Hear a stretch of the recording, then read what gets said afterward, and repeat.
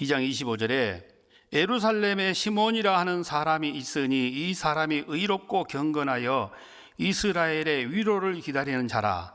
성령이 그 위에 계시더라.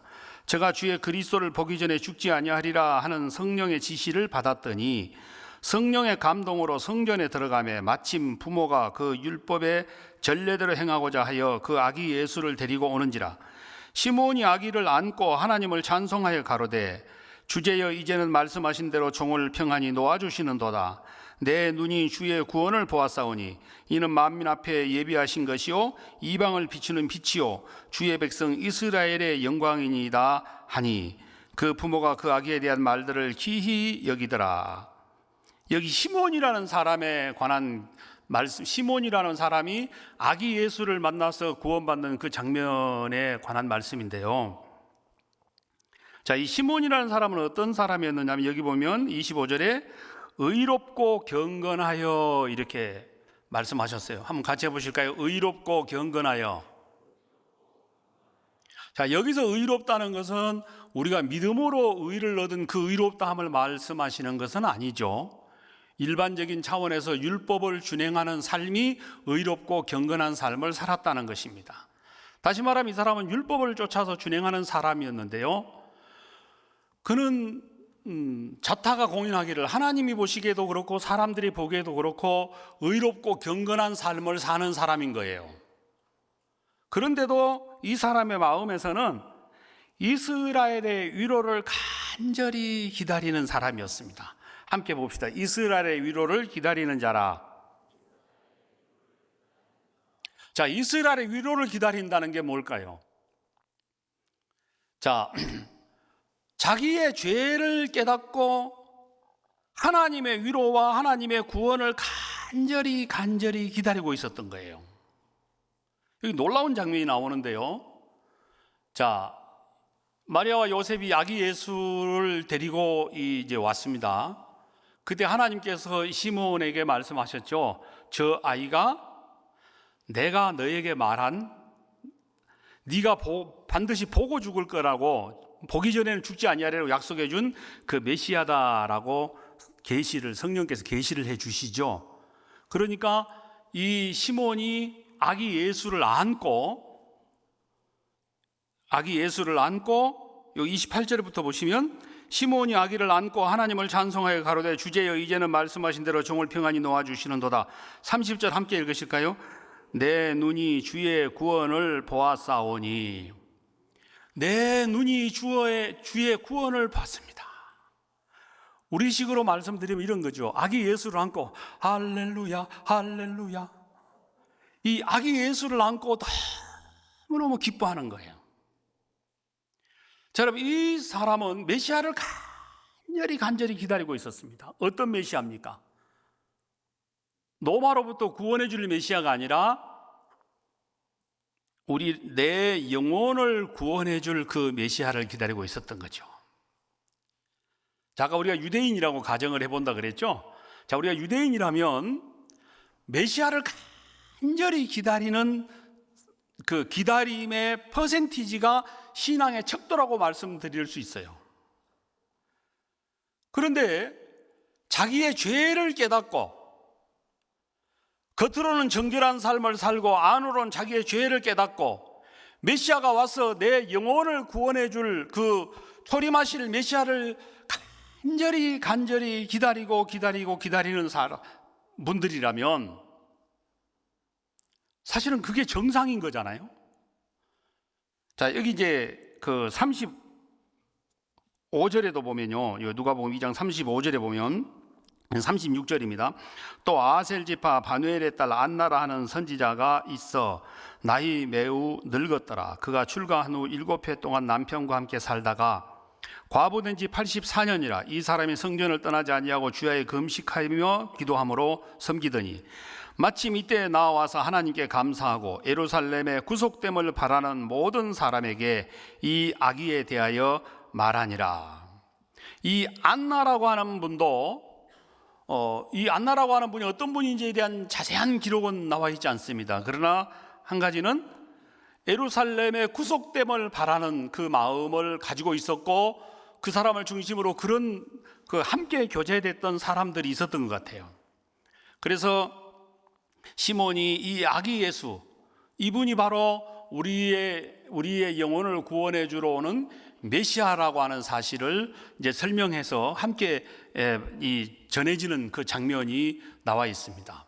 제가 이제 이 말씀을 보면서 이로부터 약 30년 뒤에 예루살렘에 예수님이 공생애를 시작하셨을 때에 예루살렘하고 이때 이 예루살렘하고는 조금 달랐던 것 같아요. 물론 예수님 당시에도 그렇게 간절히 사모하는 사람들이 있었겠죠. 모든 유대인들이 다 그러진 않았을 텐데 그 중에 성경이 자세히 기록되어 있지 않지만 어딘가에 묻혀 있던 그런 간절히 사모하는 사람들도 있었을 거라고 생각하는데, 어쨌든 자, 구약 시대 성도들이 제대로 된 신앙생활을 하는 사람이라면 율법도 지키고 절기도 지키고 제사도 지내고 여러 어떤 구약 성경에서 우리에게 요구했던 규례를 따라 행하는 것도 사실이지만, 그러나 그 마음에 종합적으로 자기의 죄를 깨닫고 메시아를 간절히 기다리는, 메시아가 와서 내 영혼을 구원해 주기를 기다리는 그 기다리는 마음이어야 된다는 겁니다. 자, 사도행전 10장에도 보면 고넬료에 관한 말씀이 나오죠. 이방인이었습니다. 그런데 그 사람이 어떤 연유에 의해서 유대교를, 율법을 접했는지는 잘 모르겠지만 율법을 접하게 됐죠. 근데 그가 간절히 기도했다고 돼 있습니다. 그리고 많은 백성들을 구제했다고 돼 있는데, 어떤 분들은 그렇게 생각을 합니다. 이 사람이 간절히 기도했고 구제했으니까 구원해 주었다고. 여러분, 그가 간절히 구제했기 때문에, 기도했기 때문에 구원해 준 것이 아니라, 그래서 구원받은 것은 아니죠. 자, 그는 이방인이었습니다. 우리 식으로 말하자면, 옛날 우리 일제시대로, 일제강점기 시대로 표현하자면 일본군 헌병대장쯤 되는 거예요. 백부장이니까. 그러면 그 자리는 누군가를 위해서 돕거나 베푸는 사람이에요? 주로 착취하는 자리예요. 주로 착취하는 사람입니다.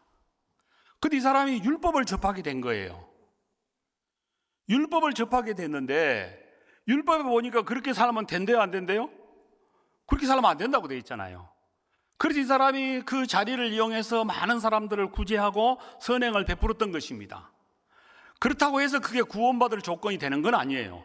마음이 아름답게 만들어진 건 사실이지만, 그러면서 그는 하나님께 간절히 항상 기도했다고 돼 있습니다. 뭘 기도했을까? 그건 알 길이 없어요. 근데 알 방법이 있어요. 뭐냐면, 자, 내가 우리 전주에 있는 목사님에게 편지를 보냈다고 합시다. 제가 편지를 보냈어요.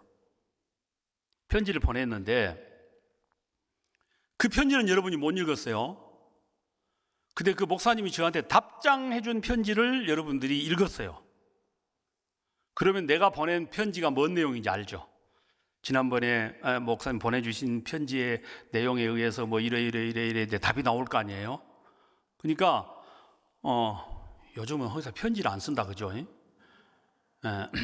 카톡을 해야 되나?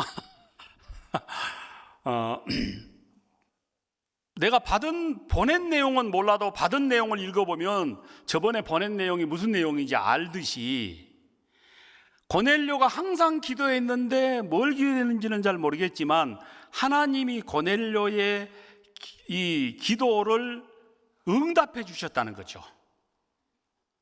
그 응답이 뭐냐면 베드로를 보내서 복음을 듣게 하고 그 가족이 구원받는 장면이에요. 그러면 고넬료가 뭘 기도했단 얘기예요?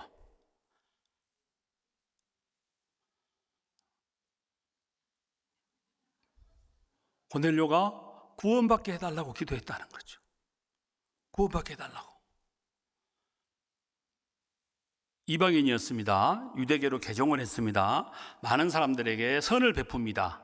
그러면 많은 유대인들로부터 칭찬이 있었을까요? 없었을까요? 칭찬이 있었겠죠. 너도 나도 다 좋아했겠죠. 그런데도 그는 그 칭찬이나 사람들의 평가에 만족하지 않고 율법을 접하면서 깨닫게 된 것이 자기가 죄 때문에 죄인이라는 것을 깨닫게 돼서, 그래서 이 죄 문제를 해결해 달라고 간절히 기도했고, 그래서 응답으로 베드로를 통해서 복음의 말씀을 듣게 됐다는 것입니다. 우리가 이 전해지는 전도인들이 전해주는 복음의 말씀을 접하면서 초림하실 메시아를 만났던 것처럼, 믿음으로 만났던 것처럼 고넬료도 역시 마찬가지라는 것이죠. 그래서 율법을 제대로 접하고 제대로 준행하는 사람이라면 자기의 죄를 깨닫고 메시아를 간절히 기다리는 사람, 그게 율법을 제대로 쫓는 구약시대의 제대로 된 성도라고 말씀드릴 수 있겠죠. 자, 그러면 우리는 이제 다시 신약시대로 돌아와서 신약시대를 살아가고 있는 이제 사람들입니다. 그럼 지금 현재 우리는 어떤 신앙이 바른 신앙일까요? 초림하신 예수 그리스도께서, 이 땅에 처음에 오신 예수 그리스도께서 세상의 모든 죄를 담당하시고 죽으셨고 부활하심으로 우리의 구원을 이루어 주셨습니다. 그 복음의 말씀을 우리가 듣고 믿음으로 이제 구원을 받게 된 거죠. 그래서 우리가 굳이 표현하자면 복음의 말씀을 통해서 초림하신 예수 그리스도를, 메시아를 우리가 이제 만나게 된 겁니다. 그리고 우리가 이제 구원을 받고 이제 지금 신앙생활을 하는 가운데 있는 거예요. 그러면 지금 이 신약 시대에 구원받은 성도들이라면,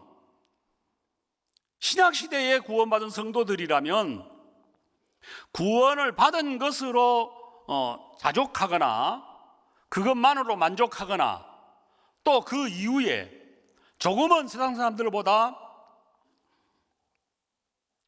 착하게 사는, 조금은 정결하게 사는 것에 만족해야 되는 게 아니에요. 물론 그 삶이 무의미하다는 건 아닙니다. 같이 있는 거죠. 자, 아주 평범한 질문 하나 드려볼 텐데, 구원 받으셨습니까? 오늘 안 되겠네요. 그 야외 교제는 취소하고 다다음 주에 있는 대전도 집회 때 영혼을 전도하기 전에 여러분들이 먼저 구원부터 확실히 받아야 되겠습니다. 자, 전도 집회 버전으로 넘어가면 설교가 2시간 반으로 넘어가는 거 아시죠? 그러면 큰일 나겠죠. 자, 다시 질문 드려보겠습니다. 구원 받으셨습니까? 예, 역시 설교 시간으로 협박을 해야, 제가 할 수 있는 유일한 협박이 설교 시간으로 협박하는 거. 자, 우리가 이제 각자 우리 나름대로 구원을 받았습니다. 저는 이런 질문을 이렇게 드려볼 때마다 참 감사합니다. 왜냐하면 세상에 교회들이 많이 있지만, 물론 정상 성경에 근거해 보면 교회도 아니지만, 구원받았느냐는 질문을 자유롭게 할 수 있고 자유롭게 답할 수 있는 교회가 정말 세상에 별로 없잖아요. 그리고 또 개인적으로 제가 자신 있게 대답할 수 있는 게 한 가지가 있어요. 구원받았냐는 질문 한번 해보세요. 예, 그건 자신합니다. 구원받고 난 이후에 잘 살았었어요. 그래서 그건 좀 세모. 어떻게 목사인데 어떻게 전도인으로 합당하게 사세요? 그것도 세모. 아예 나쁜 놈은 아닌 것 같고, 왜냐하면 자리를 지키고 있으니까. 아예 나쁜 놈은 아닌 것 같고, 그렇다고 해서 찬란히 빛날만 하진 않고 그냥 겨우 그냥 세모 치는, 우리 어릴 때 우리를 협박했던 가나다 있잖아요. 그 통신표에 가나다 중간쯤. 자, 우리가 이제 구원을 받고 신앙생활을 하는 사람들입니다. 그래서 우리가 비교적 세상 사람들에 비해서, 구원받지 못한 주변 사람들에 비해서 가정에서나 또는 학교에서나 아니면 직장에서나 아니면 그 사회에서, 지역사회에서 그래도 그들보다는 정결하게 바르게 살 거예요.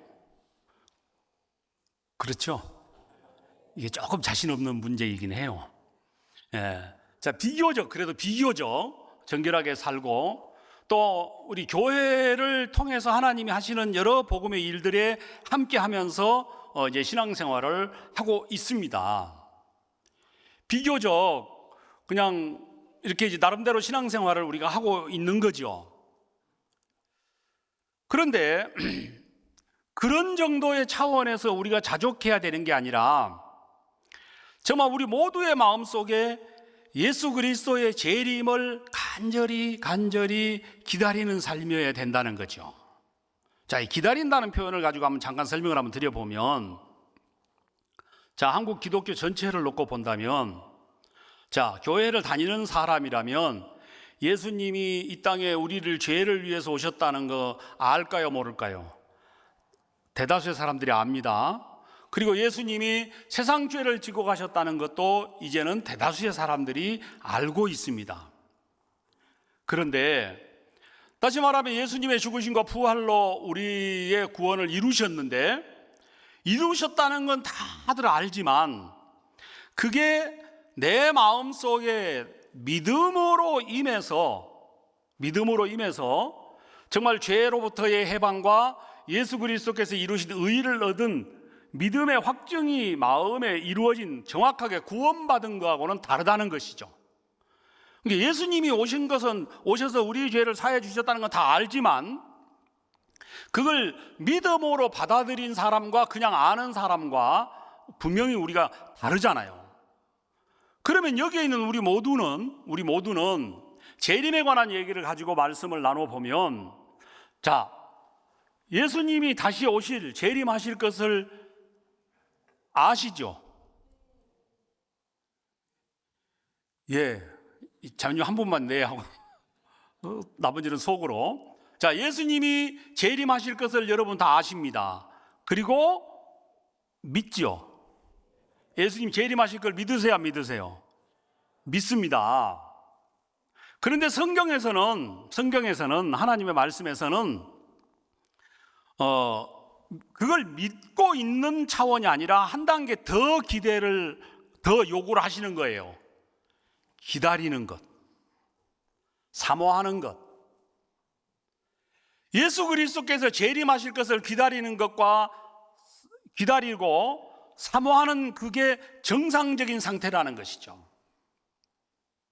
간단한 예를 하나 들자면, 옛날에 우리나라에서 아마 저보다 연세가 이제 연배가 더 높으신 어르신들이 주로 이제 경험하신 것들인데요. 중동에 돈을 벌러 갔던 시절이 있었습니다. 많은 한국에 있는 이제 남자들이 중동에 돈을 벌러 갔어요. 그래가지고 가서 어떤 분은 포크레인 나름대로 중장비 여러 가지 일을 했어요. 이제 한국에 있을 때보다 월급을 이제 많이 주니까, 돈을 많이 주니까 몇 년 계약을 쓰고 이제 갑니다. 자, 그리고 이제 가서 이제 일을 하면 이제 돈을 이제 보내주는 거예요, 집에. 돈이 이제 들어오는데 남편이 한국에서 일할 때보다 월급이 막 3배, 4배씩 이제 들어오는 거죠. 그래, 집에서 살림이 좀 펴요, 안 펴요? 근데 한번 생각해 보세요. 그렇게 중동에 돈 벌러 가는 건 조금 아내가 윤택하게 살아라고 거기까지 가는 분은 없어요. 거의. 그냥 허리띠 졸라매고 몇 년 고생해서 집이라도 한 칸 장만하자. 이제 그런 어떤 비장한 마음으로 이제 의견 일치가 돼서 이제 가는 거예요. 자, 그럼 남편은 이제 사우디에 가서, 중동 지역에 가서 일을 하고 있습니다. 열심히 일을 합니다. 그러면 이제 한국에 있는 아내가 있어요. 어떻게 사는 게 정상이냐? 남편을 간절히 기다리는 삶이어야 돼요. 근데 그때요, 상당수의 많은 아줌마들이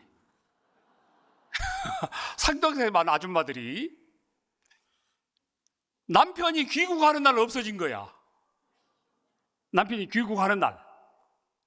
분명히 출발하기 전까지는 통화를 했는데 귀국에 와보니까 없어. 애들은 거지 새끼가 돼가지고 있고. 왜? 그 돈을 가지고 흥청망청 살고 아니면 막 선풍기 틀었어요. 선풍기.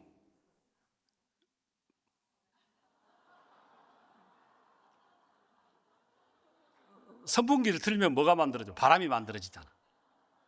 바람. 그러니까 이제 남편 들어오는 날 어디로 튄 거예요. 자, 그는 아주 최악질 아줌마죠. 자, 어떤 집이 전화를 했습니다. 남편이 전화를 했죠. 나 이제 다음 달이면 들어가. 그랬더니 한국에 있는 아내가 안 돼! 더 현장 근무해! 왜? 집값이 많이 올라서 그 돈으로 집 못 사. 알았어. 그래도 들어가서 당신도 보고 싶고 애들도 보고 싶으니까 들어갔다가 다시 나올게. 안 돼! 들어왔다 가면 돈이 얼만데. 그냥 계속 거기서 돈 벌어. 좀 우리 동네 말로 좀 거시기 하지 않아요? 그건 좀 바람직하지 않는 거죠. 자, 어떤 남편이 들어왔습니다. 이제 귀국을 했어요. 귀국하는 날 공항에 마중 나오기로 했어요. 근데 이제 도착을 해보니까 김씨, 이씨, 박씨 아내들은 나와 있는데 자기 아내는 없는 거예요. 나온다 그랬는데 어디 갔지? 그러고 이렇게 보니까 저쪽 기둥 뒤에서 누가 자기를 이제 빼꼼 내다봤다가 말았다가 이렇게 이제 머뭇거리고 있는 걸 보니까 자기 아내인 거라. 그래서 이제 찾아가서 만나서 왜 여기서 이렇게 숨어 있냐? 근데 이제 남편들이 3년 전에 외국으로 갈 때 김씨, 이씨, 박씨 아내들하고 자기하고 스타일이 똑같았단 말이에요. 근데요 3년 동안 김씨, 이씨, 박씨 아내들은 아주 멋쟁이가 돼 있는 거. 자기는 여전히 그 떼꼬작물이 이제 줄줄 흐르는 시골스럽다는 거죠. 그래서 당신의 누가 될까 봐서 못 나갔다. 내가 돈 벌어줬는데 당신도 좀 이렇게 옷도 사 입고 좀 이렇게 멋도 내고 그러지 왜 그랬어? 그게 어떤 돈인데 내가 그 돈을 쓰겠어요. 그래서 그 돈은 한 푼도 안 쓰고 그대로 지금 모아놨고 그동안에 내가 이제 일해서 아이들 부양하고 이렇게 하느라고 이렇게 가꿀 여유도 시간도 없고 돈의 여유도 없었다. 여러분 만약에 이제 이런 아내가 있다면 남편이 어떨까요? 그래도 창피하게 그게 뭐야? 창피하게 그런 남편은 없을 거예요. 그죠? 그런 남편은 없을 거예요. 그런 놈은 그런 아름다운 아내를 얻을 자격이 없죠. 생활 용어가 튀어나왔네요. 네. 삭제를 요청합니다.